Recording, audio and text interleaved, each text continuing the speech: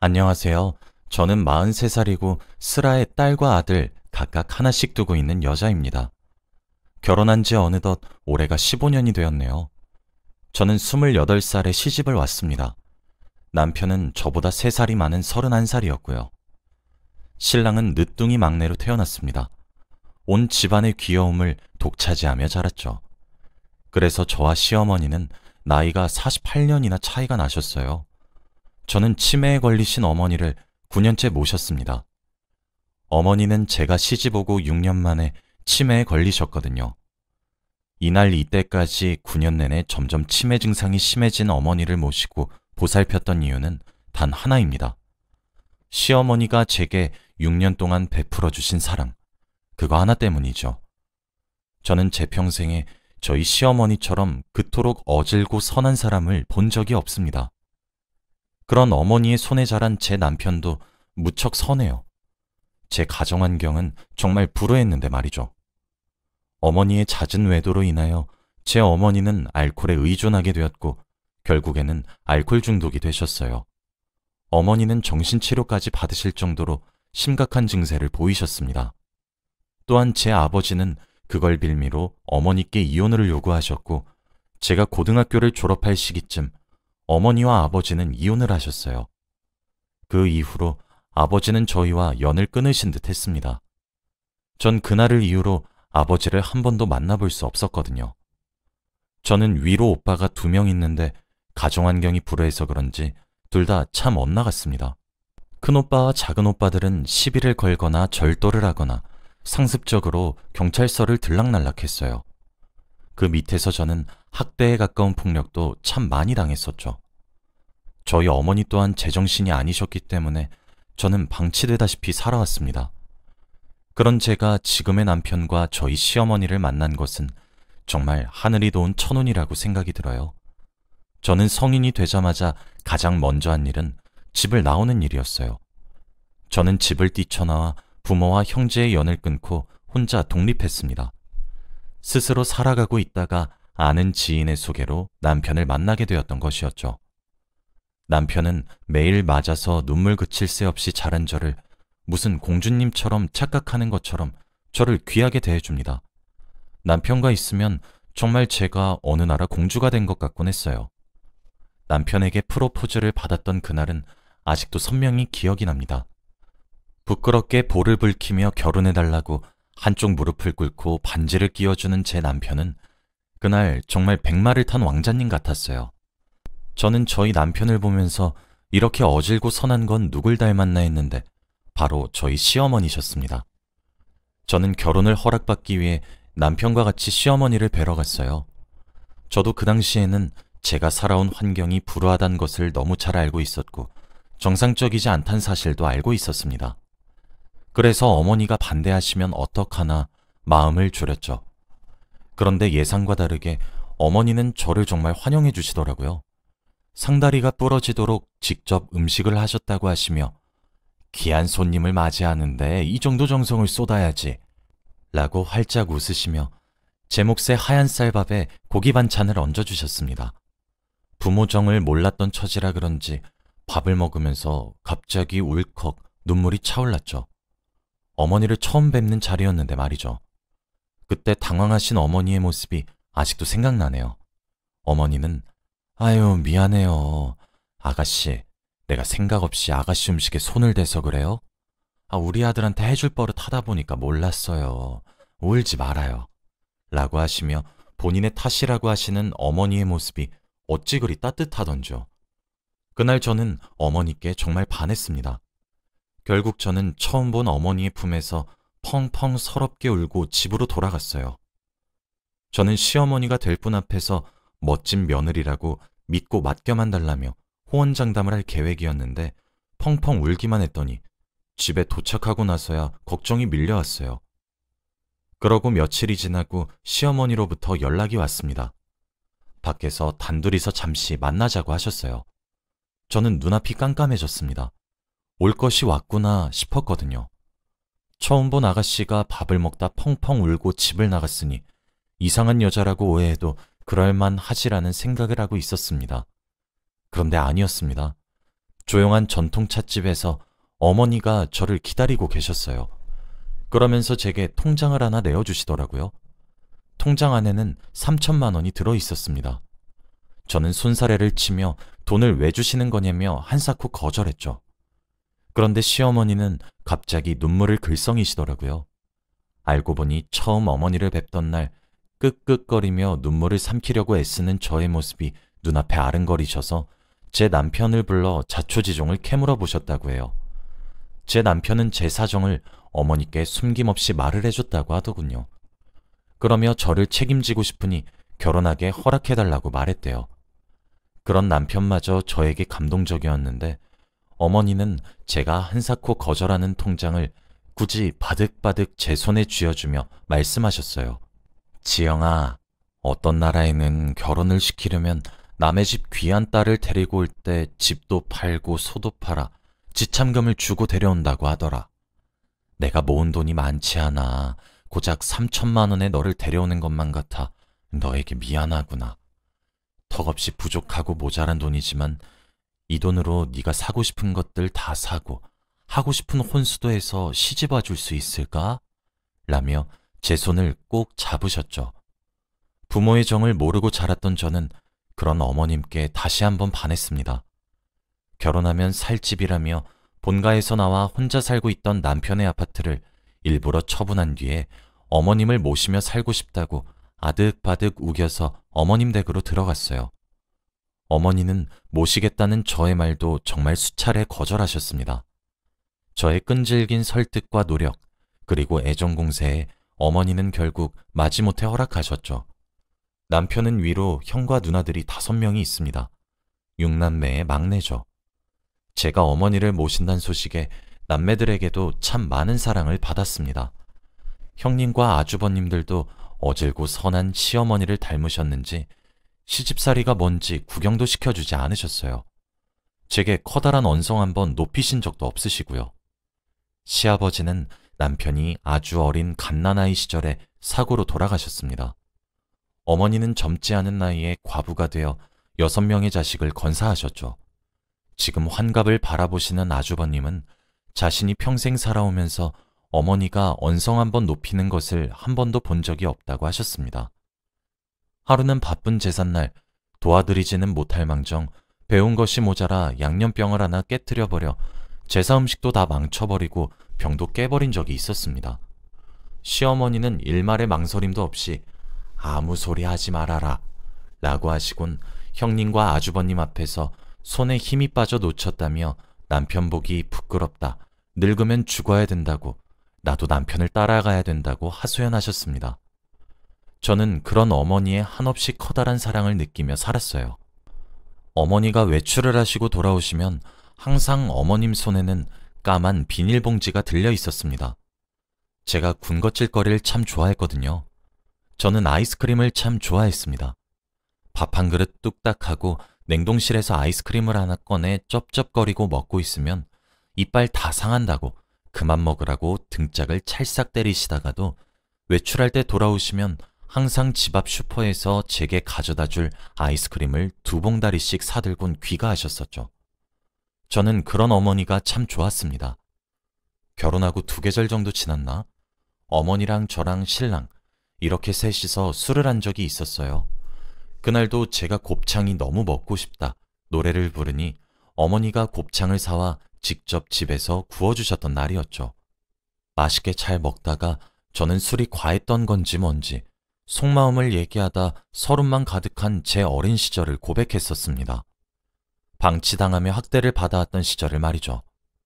줄곧 서럽기만 했던 저는 얘기를 하다 결국 시어머니 앞에서 엉엉 울면서 술주정을 했습니다. 저희 남편과 시어머니는 어려운 줄 모르고 과음한 아내이자 며느리인 저를 혼내긴커녕 둘 다 저를 꼭 안아주셨어요. 제 이야기를 들은 시어머니는 저보다 더욱 서럽게 우셨습니다. 얼마나 무서웠을꼬, 얼마나 서러움에 사무쳤을꼬. 지영아, 인젠 괜찮다 괜찮아. 내가 있잖아.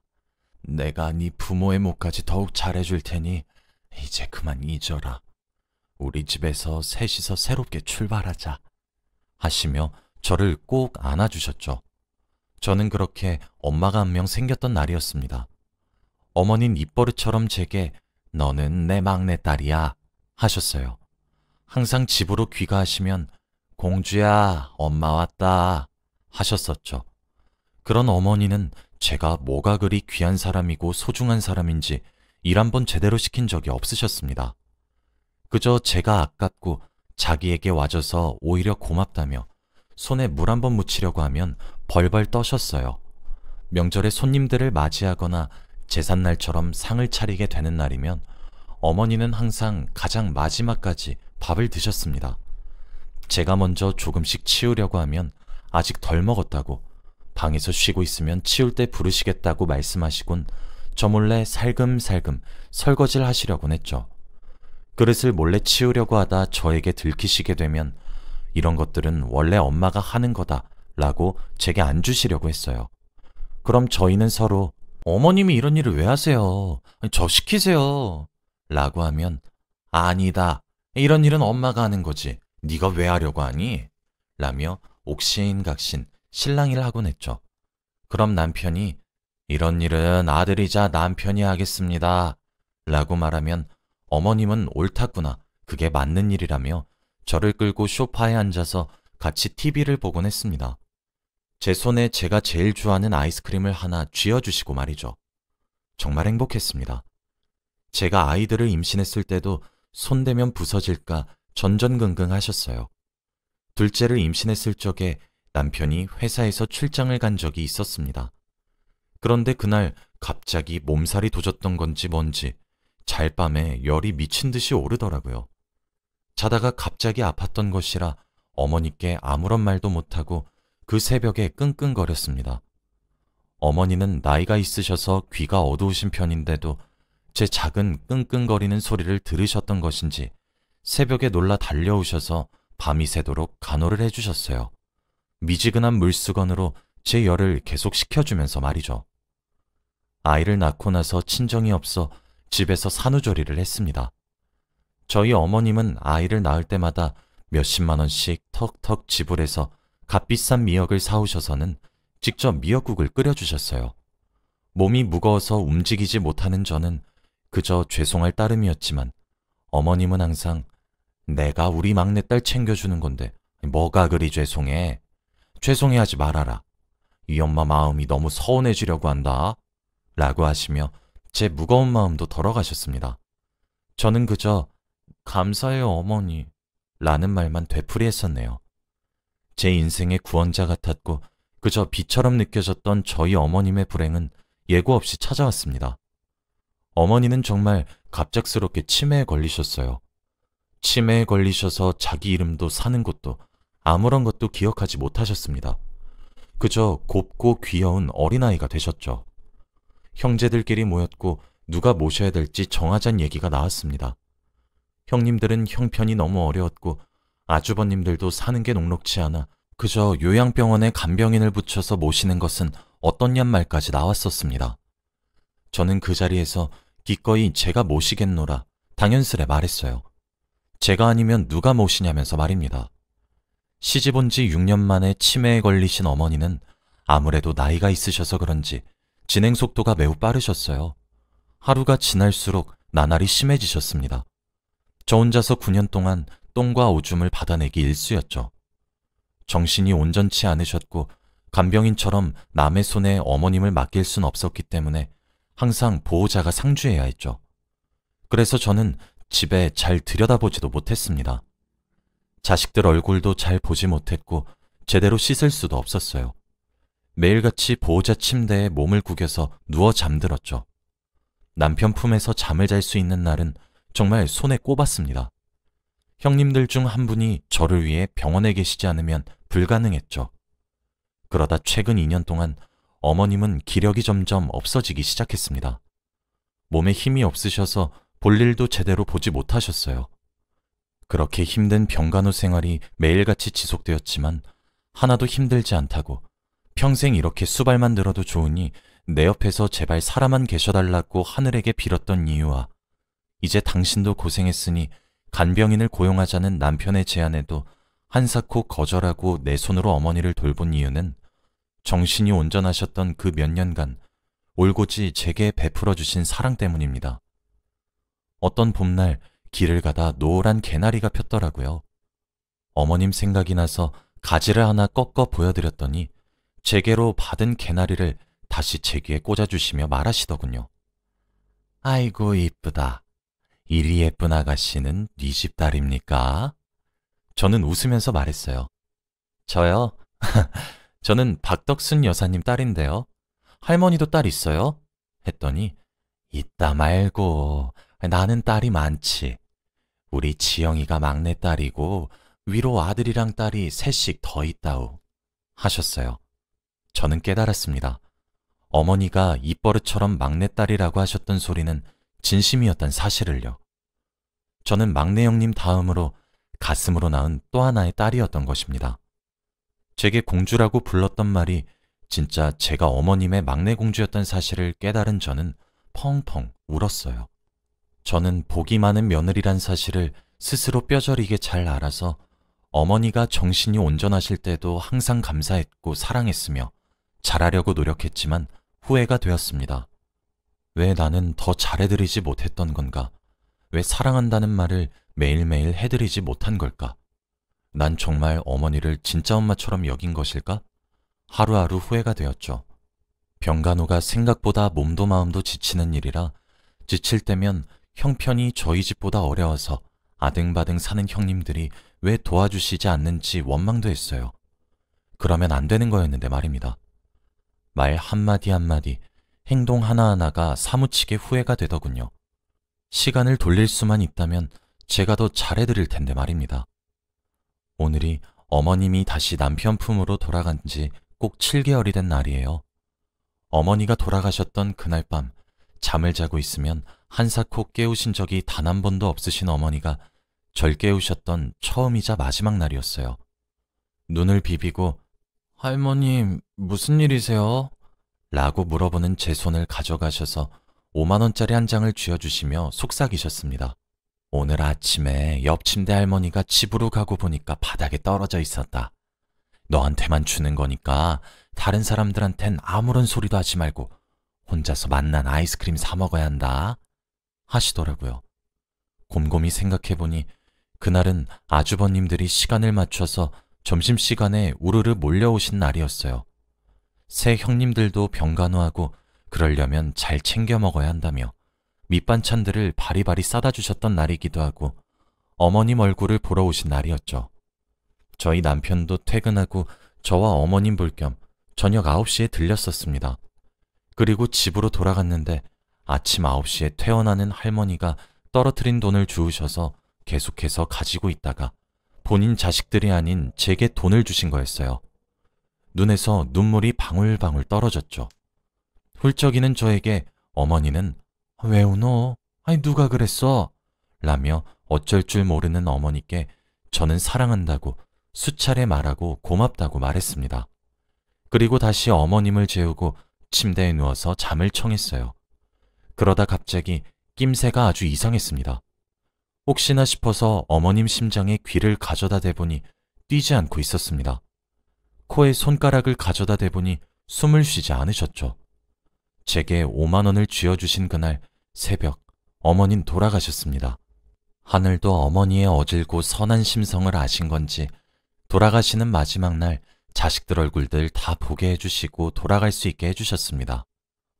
어머니 장례를 치르면서도 바쁘게 손님들을 맞아야 할 저는 울면서 쓰러지기를 5번 반복했고 그러다 장례식장에서 응급실로 실려가기도 했습니다. 그렇게 며느리인 저는 어머니가 떠나가시는 길에 게으르게 누워만 지냈습니다. 어머니를 발인한 날 형님들과 아주버님들 그리고 남편과 저는 오열했습니다. 어머님을 땅에 묻으면서 우리들은 우애 좋게 앞으로 잘 살 테니 걱정 말고 마음 편히 가시라며 그렇게 저희는 어머님을 보내드렸어요. 7개월째인 지금도 아직 정신이 안 차려집니다. 아직 중학생인 딸과 아들은 제게 엄마 힘내요 라며 매일 안아줘요. 며칠 전에도 형님이 오셔서는 산 사람은 살아야 되지 않겠어? 이리 축 처져 슬퍼하는 모습을 보면 엄마가 얼마나 속이 상하시겠어. 라고 하시며 저를 혼내셨죠. 그 말을 들으니 정신이 번쩍 차려지더군요. 아직은 어렵지만 어머니를 보내드리려 노력하고 있습니다. 어머니가 주신 5만 원짜리를 고이 접어 베개 밑에 넣어두고 오늘은 꿈에 나와달라 빌며 잠에 들어요. 꿈에 나오면 사랑하고 고맙단 말을 외치려고 준비도 합니다. 제가 가장 버티기 힘든 것은 여전히 집 여기저기에는 어머니 흔적이 가득한 현실이에요. 특히 져주려고 항상 아이스크림을 봉다리째로 담아오셨던 까만 비닐봉지를 보고 있으면 눈물이 절로 나서 누가 가슴을 쥐어뜯은 것처럼 아프고 미어집니다. 다음 생엔 제가 처음부터 어머님의 딸이 되고 싶은데 저만의 커다란 욕심이겠죠? 제 이야기를 들으신 여러분들 모두가 저희 어머니의 명복을 빌어주세요. 다음 생엔 아무 고생 없이 평생을 행복하게 사시길 빌어주시면 감사하겠습니다. 저는 오늘도 꿈에서 만날 어머니께 사랑한다고 말할 준비를 마치며 잠에 들게요. 들어주셔서 감사합니다.